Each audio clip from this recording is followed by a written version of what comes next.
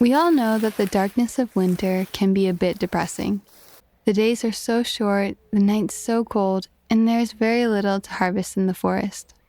As an herbalist, there isn't much to do except drink tea and dream of spring and summer. Luckily, there's a bright spot in the muted landscape, and oddly enough, they resemble little suns. In climates with cold winters, oranges and lemons are often the only fresh fruit to be found locally. I've even heard that the cold temperatures help citrus fruits to mature and sweeten, so now is the perfect time to harvest oranges from our nearby trees, juice them, peel them, and make medicinal and delicious jelly.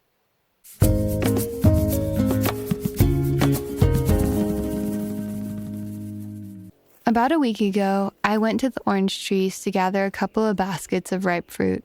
I collected the oranges that had fallen from the trees and hadn't been nibbled on by the flock of parakeets, and also picked a few nice-looking fruits that I could reach from the lower branches. Later on, I'll climb up into the higher branches to pick some more. Unlike summer fruits that seem to ripen all at once, oranges can last on the branches for weeks and just get sweeter and oranger as the season goes on. In general, oranges are abundant during the coldest of winter months. Here in the southern hemisphere, that is usually July and August. Sometimes oranges and lemon trees have an off-season round of fruit in summer too. This is great because orange juice is one of the main home remedies for mosquito-borne illnesses like dengue. Whenever someone is ill with dengue, it is extremely important to keep hydrated with fruit juice, especially orange juice, for a quick recovery. Really, keeping hydrated is important whether someone is sick with dengue, a cold, or just trying to maintain their good health. And I think we have all heard of orange juice as a remedy for hangovers. It really does work. As much as I love eating fresh oranges and drinking the juice, the fresh fruit only lasts a few weeks. So I try to make the most of the harvest by making orange jelly and drying the peels that I can use throughout the year. Orange jelly is really more of a dessert than a natural medicine. The peels, however, have many properties which I will discuss in a little bit. Back at home, I flipped through a book I have about making jams and other preserves to get some ideas, though I am never one to follow recipes. Then I began juicing the oranges to make jelly. But maybe I should be calling this a jam because while jelly is made of fruit juice boiled with sugar, I like to combine orange juice, the pulp, and bits of orange peel as well. The orange juice I extracted by hand with a stainless steel juicer. This is a labor-intensive process that would be made easier by an electric juicer. So I only juice about half of the oranges I want to use this way. The rest of the oranges I chopped up, including a small portion of the peel and removing the seeds. I added all of this plus a bit of juice or water to a blender. If a few seeds pass my inspection, that's totally okay because pectin, which makes jelly gelatinous, is most concentrated in the seeds. As I juiced and blended the oranges, I added the liquid to a big stainless steel pot set to low heat on the stove. Once the contents began to simmer, I added in the sugar. Most jam and jelly recipes call to use the same amount of sugar as fruit by weight. I generally disregard this advice, using about 3/4 or even half the amount of sugar suggested. Jams and jellies do need some percentage of added sugar or else they will go bad within a few weeks. The sugar is actually a preservative and I chose to use organic blonde sugar. But really the amount of sugar used is up to your preference. Once the sugar dissolved completely into the mix, the pot began to boil. The jam should be more than a simmer, but not quite boiling over. The whole time, I stirred the pot fairly frequently so that nothing stuck to the bottom. After a while, I noticed that the contents of the pot began to condense, and after about 40 minutes, I judged that the jam was done.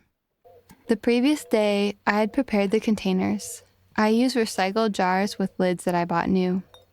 I cleaned and sterilized both the jars and the lids with soap and water and then boiled the jars for 15 minutes, then let them dry. While still hot, I poured the jelly into the jars as carefully as I could, and then cleaned off any spillage before screwing on the lid tightly. I cleaned the pot, added the metal basket it came with, and poured in boiling water and put the jars back in to be boiled and thus canned. This step is pretty important if the goal is to store these jars for months or even years. In my case, I'll most likely use up these jams in a few months. But no matter how long they are to be stored before consuming, it is a good idea to label the jars before putting them into the pantry. You might be able to see that the orange peels are incorporated into the jam, which adds some of the medicinal benefits that the peels contain. This is my way of getting a little medicine into a dessert or a sweet breakfast like jam on toast. By now, you might be wondering, what are the properties of orange peel exactly? According to Michael Tierra, orange and mandarin peels can be used as a warming digestive, which helps the stomach produce the fluids needed in breaking down food. In Tierra's book and elsewhere, I have seen orange peel combined with other herbs to help with slow digestion and relieve gas related to indigestion. More interesting to me is the use of orange peel in tea mixes that help keep us warm during the winter. One formula listed in Planetary Herbology has been used to treat many conditions associated with winter that we generally call a cold. Such symptoms like excess mucus, poor circulation, and slow digestion can be aided by orange peel tea in combination with herbs like ginger, dandelion root, and cumin seeds, with the addition of black pepper. Unlike most herbs, dried orange peel actually improves with time. Orange peel that is aged for a year or more has a stronger flavor and more potent medicine. So while I am storing orange peel for next year, I am drinking orange peels that I have been aging since last winter. Despite all the healing found in the orange peels, children are unlikely to want to drink the tea, unless mixed with other herbs or honey. And then there are those who claim they don't like tea at all.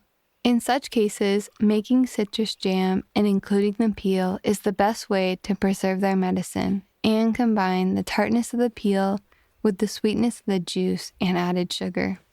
Every part of the orange is useful, delicious, and nutritious, and I am so grateful to have access to a bounty of oranges each winter. Thank you so much for following along as I preserve their sweetness and medicine, and as always, happy crafting!